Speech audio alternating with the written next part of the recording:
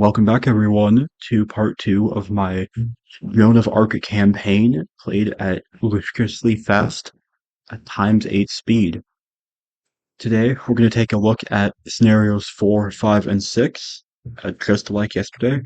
It's going to be the scenarios done at the fastest possible speed of 8x, which is 4 times faster than I normally play. We're going to be using some saves and loads, but no pausing. And we're going to see exactly how someone can siege Paris when everything moves so quickly you can barely control it. So with that, let's jump right in. All right, let's jump right into scenario 4, which is the Rising. So as I mentioned last scenario, this one I used Capture Age for. So I just, instead of videoing me playing live, I videoed my replay that was running through Capture Age. So this is the first one that I did in Capture Age, because I did 1, 2, 5, and then 4, which was the first one that I successfully completed, that I had to save and load on. So it might be a little bit finicky here while I figure out Capture Age, but the other ones are a lot better.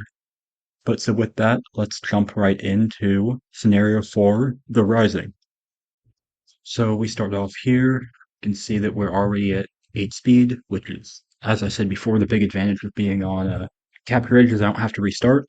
I can view lock there just to um, so we can follow around what we were seeing during the game, because otherwise we can scroll wherever we want. So we're just going to go in here, attack the English guards. We don't have to, we can easily go around them, but unfortunately if we don't, then they come in and attack our camp, and that's just really annoying. So I'd rather just deal with them here and then have the bunks heal everyone up. We didn't actually lose anyone, so it's not really a problem to defeat them. There's one more guy, and there we go. And we're gonna run in, get our base going, get our villagers going, immediately train a bunch more villagers. Um, like I said, this one took me a lot of tries, so this is like I don't even remember. I probably had to restart the whole thing a dozen times before I even got to a place where I could save and then load from. So I've pretty well optimized a method by this attempt here. Build a siege workshop because we're starting in castle, which means we can immediately cook out rams. With if you the other parts, you kind of know by now where this is going. But hey, that's what scenario designers get for giving us a bunch of destroy this specific building missions. If they wanted me to be more innovative, they've given me more innovative objectives. So you can see we're just building up, building up. This is going to go on for a little while. Go through here, send them on to the other forage bushes. We don't really need a lot of food, so we're just kind of keeping them busy. We could build a mill and just to get them a little bit more efficient. Train a bunch of stone miners. And meanwhile, we've still got more rams training just to start building up. We can send our knights up here because Charlones likes to attack us if we're not careful. They're send their knights and scorpions across the river, which is annoying, but we have a bunch of rams. So we're going to go in. We're going to use our knights to lure their cavalry and scorpions out because they're going to follow the attacking units. And you can see up here, our guys run off, but it's too late. They send a knight out to try to destroy us, and they take out one of our rams, but it's too late. And just like that, Tholones is freed. And so now we have an ally. They're a useless ally. They don't do anything to like help us take out the other towns, but at least we have that whole section of the map with visibility and no threat. So now that we've built up enough stone, we can see we've hit our 550 stone or 500 stone, whatever. French castles are super cheap. So we go build up a castle over here on the front to give us a place to garrison our units and also to defend against the attacks and also to draw fire because they will focus there instead of coming to our economy. Take out Troyes who attacks from the side, just defeat their little ambush there. Build up even more rams because it's all about the rams. And then we're gonna send our villagers over to collect more wood and gold because that's kind of what we're going for at this point. As you know the drill. Ram, ram, ram. Just lots of rams. We're gonna come over here because we already have our siege workshop, but we do not have a stable. We have not built any new knights yet. But it's about time that we finally throw down a stable.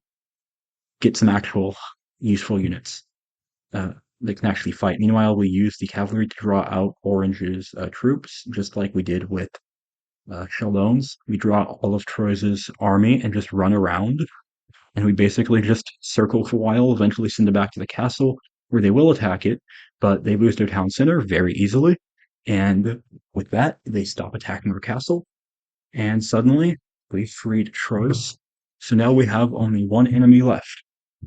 And of course, it's the most annoying and most dangerous enemy, because Rems not only is behind walls, but they have paladins and cavaliers, and lots of trebuchets, which are really annoying to deal with. They love their trebuchets. And they're in the Imperial Age, which means that they can unfortunately produce longbowmen that outrange our castle. But that's a problem we can deal with. Basically, reverse Agincourt, as we'll see here in a little bit. Get our guys to repair that castle so we can drive a few more treb shots, just because they will send trebs after us. We can see here they're sending even more. And this will not be the last. Spoilers. There's more of those longbowmen. We lure them in. They get in the line of fire, and they get drawn in and taken out by our castle because they're not the most brilliant. Send them out to destroy yet another round of trebuchets, and lure the last longbowmen in. You can see here we finally take most of them out and send our knights in eventually, if we need to. Meanwhile, we've got all of our rams over here, and that castle was repaired enough, so we're going to throw down our market here. Yeah, we know we're housed. We'll deal with that here in a minute. So we'd rather market so we can start trading, because at this point we're out of food and we haven't thrown down any farms. So we're just trading, and we're going to keep trading, and now we have 1,000 food, and now we're going to imp up. That's the mistake I made like the first bunch of times, because we've already saved at this point. We're past the save point that we'll have to reload to at some point, I think. Might be just coming up here, but I didn't Imperial up fast enough earlier, and you know, well, we see right here, our castle fell. We're gonna go in for an attack, try to just basically rush it, see if we can draw out all of their longbowmen and their knights so we can rush our rams in. But as we're gonna see here, our rams will do their best, but Joan got herself in the way and Joan died. Whoops. Well, that didn't work too well.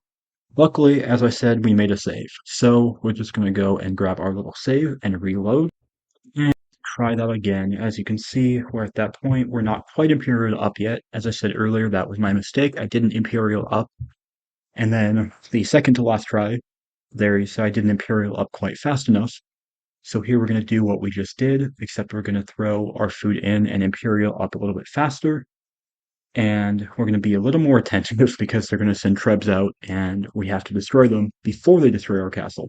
So we attack that mining camp to draw out their longbowmen, lure them under our castle. They get wrecked. We go in and kill their trebuchets before they can take our castle out this time, meaning Joan is still safe.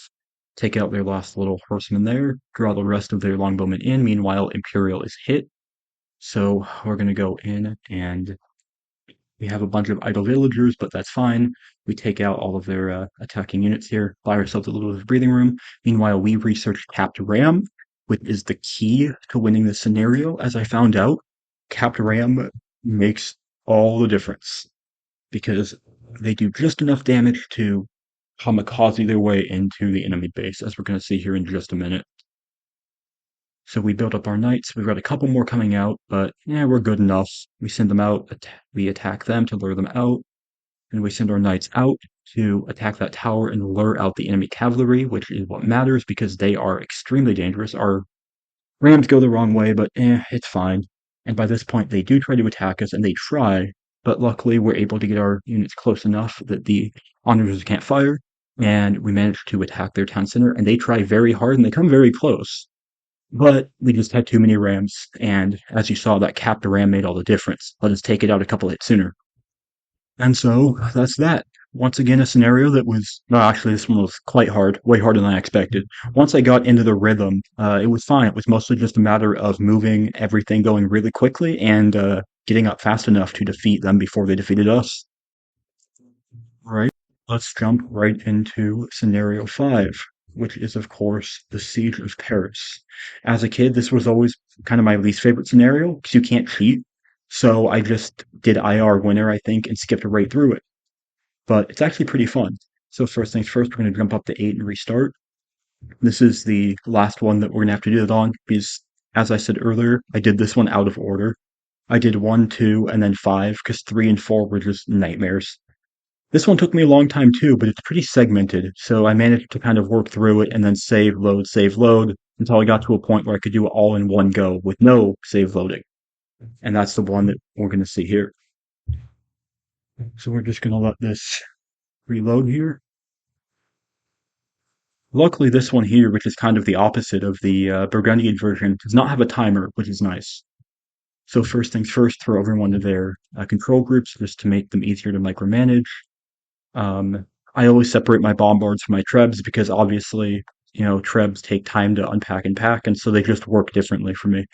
So first things first, once everyone's in their groups, we're going to go off to the left, not to the way that we're expected to go, because going over here to this other gate, it's not only very poorly guarded on the left, but it also puts us out right by the 6 refugees we're trying to rescue. There are actually 10, but the other 4 are kind of like a wild goose chase. You rescue them and then they get killed, and there's a trigger that means if you rescue any and then they die, you lose, even if there's still enough left to win, theoretically. So we go over here, we use our trebs to blow up that tower, and then we're going to come in with our bombard cannons. They're somewhere. There they are. And we're going to blow up, going to unpack the trebs, and then we're going to blow up these towers and castle on the side here. We don't actually need to. They're out of the way, but they're just really annoying, so we did. Take out the castle and the treb, or the bombard towers and the keeps. Just makes it easier to not lose any units to accidental snipers. And then we're going to go in, and the strategy I refined over like 12 replays of a scenario is we're going to go up and bring our units up front here, kind of to guard. We're going to send our bombards up just to attack the walls just a little bit, and then immediately retreat. But as we're going to see, that'll draw out the defenders, and we can just go in there, and they're focused on our bombards, so we just absolutely wreck them there. No problem.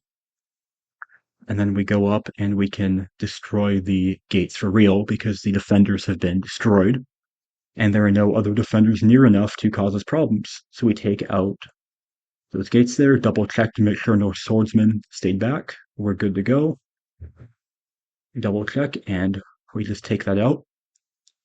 And then, simple enough, we're going to rush our units into the center here, grab all the villagers, and immediately move them to the left because there are ships in the water that will like to start sniping at them out of nowhere, and that's not fun because you lose automatically if you lose one.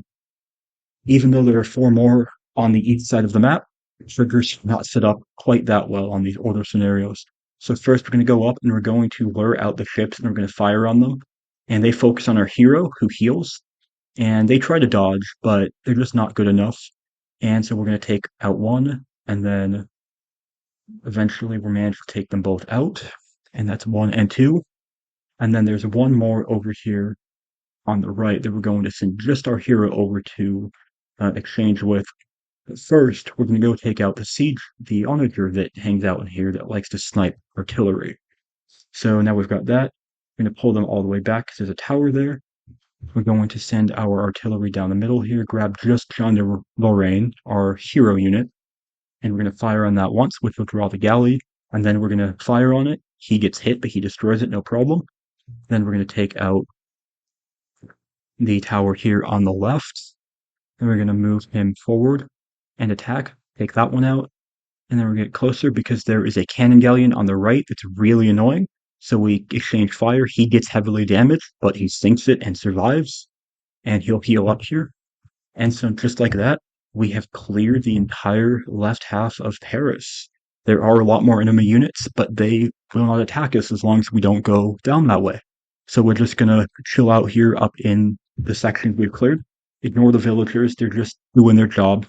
They're neutral to us, so we can just kind of leave them be. And then going to move everyone into position. This part gets a little tricky. There are monks on the bridge that like to convert anyone who goes near them. And there is a catapult, a mangonel or an onager, I forget what, over just on the other side of the bridge that loves to come sniping at any soft units that try to go take out the monks. So we lure the monks off and start sniping at them, take them out with our archers. The two heroes come by, rather the reinforcements. This is actually the first time playing through when I managed to not have them immediately be killed by the monks, so that's kind of cool. And then we send our artillery forward because they've got the range to them, pull everyone out of the way. A bit of pathing issues here and there because they did update the scenario, but it's still not all that great. Take out the tower, pull back, let our archers take out the swordsman. There's the mangonel, the onager, whatever. Destroy that. And now we're clear. We're going to go up here. We're going to take out this tower just to make sure we can need time by. And that monastery, just it's annoying and it's there. No particular reason. I'm just malicious like that. And we're going to go up and we're going to take out that tower. I am not French, by the way, but I just also like to always meme on the English because I have Saxon blood, but no Anglo blood, so I always make fun of the English for being Anglo-Saxons, whereas I am just Saxon descended. Anyway, take out that tower, and then move the artillery off to the side because it's not going to be useful here for a little while, and it loves to get in the way. And we're going to charge right across and click right over here where all the reinforcements are that we know about. So we're going to go rescue all of them, take out that onager, and now we're basically just going to let the fight happen. We can't control it, it's too fast moving. And basically, with a couple of exceptions, we just let our units skirmish it out. We win pretty decisively. Lost most of my range units on this one, but oh well, we don't actually need them at this point. At this point, it's just basically cannon fodder to get Joan and the refugees through the Burgundian lines. And so we double check, everyone's clear. Technically, we're supposed to go up north and east and fight through a whole bunch more English because there's like 30 more English units in a gatehouse. But there's no reason why we can't just not do that. So we're just going to not do that. Instead, we're going to call our artillery and we're going to just blast a hole in the wall here. There's nothing stopping us. I think they just expected us to follow the paths laid down. I don't know. So we're going to blast right through there. And here we're going to take these villagers and put them in their group. And so these villagers are going to go up here, and we're going to put them and Joan into group 7, which is going to be our rush group, because these are the units that need to make it through to Compiègne. Everyone else is at this point expendable, and they know that. That's why they're like, do we really have to? Yes, yes, you do. Because this particular part of the scenario took me like 13 tries to get them through and not lose one of the villagers or Joan before the scenario trigger fired. So yes, yes we do. So we're going to get everyone up here. We can actually sneak the artillery over here to see them. We can sneak group 7 down. The box for triggering the attack is actually pretty small. So as long as we stay kind of down here and don't go too close, we can sneak them down into a better position to rush in. And then we grab everyone else. Well, not everyone else, all the non-artillery units, and we're just going to send them up here.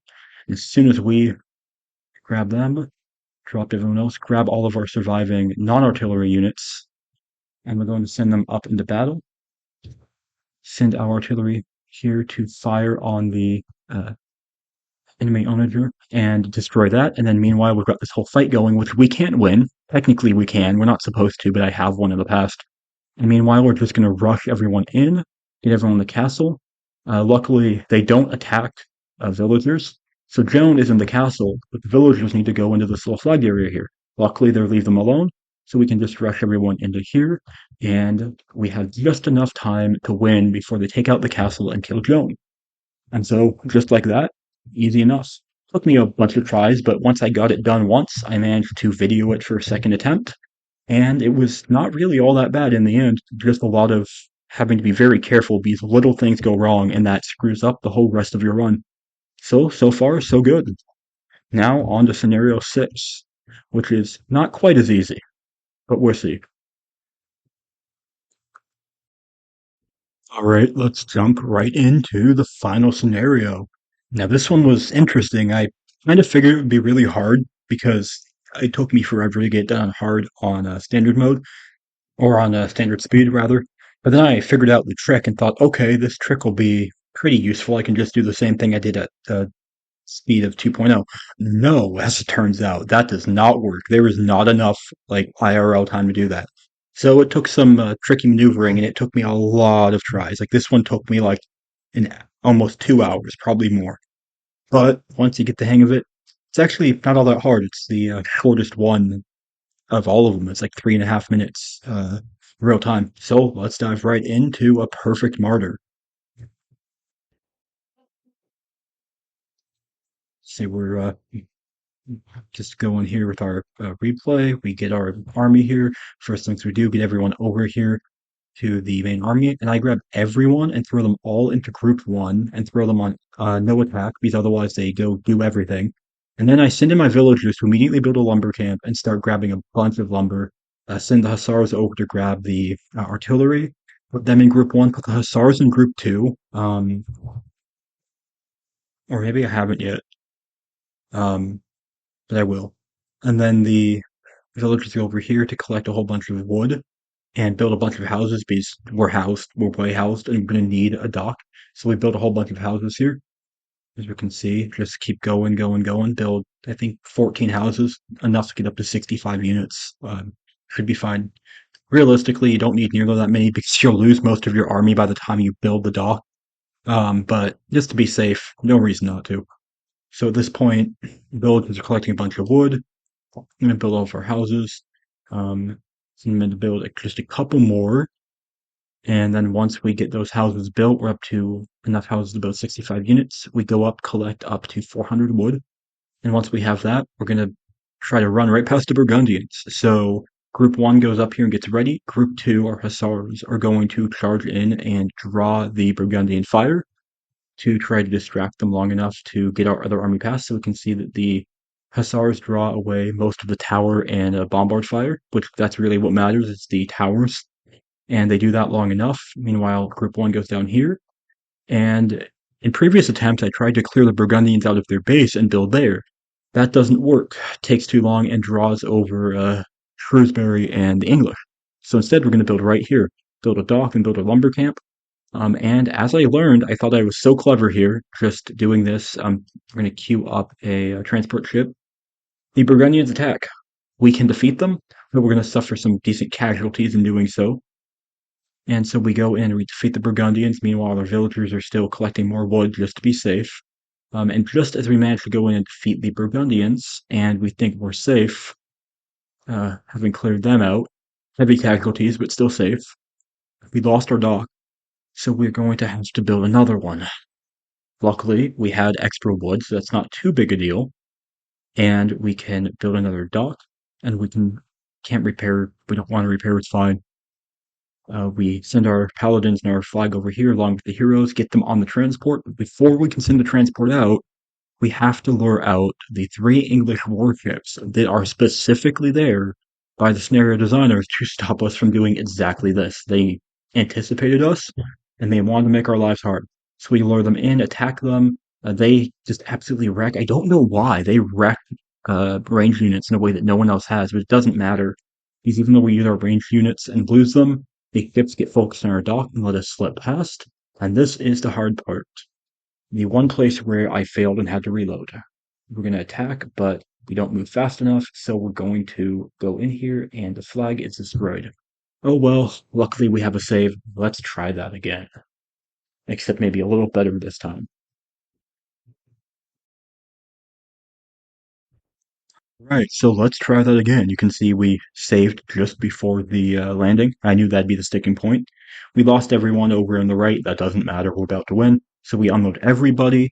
We rush up the hill. The flag takes some damage, but luckily most of the damage is taken by the military units, and we managed to slip up and past, and just like that, we've won the scenario. Easy enough. Right, so that one, well, it wasn't exactly easy. It was pretty tricky, but technically speaking, it was definitely easier than 3 or 4. It mostly just took me a little while to figure out the strategy to dock up fast enough before getting wrecked by everyone else. And there you have it.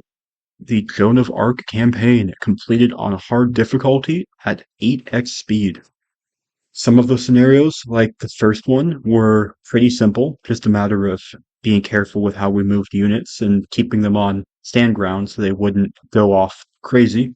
And some of them were ludicrously complicated, like Cleansing of the Loire and The Rising, and even a Perfect Martyr, where it took forever to try to figure out the perfect tactics for slipping through, and a bunch more tries to execute those tactics properly. Assuming this gets any views whatsoever and any positive response, I will plan on doing a couple more of these scenarios. I haven't beaten them all on hard, much less at higher speeds, but there are a few more that I'm reasonably confident that I can do. So if people want to see that, let me know. And thank you for watching, everyone.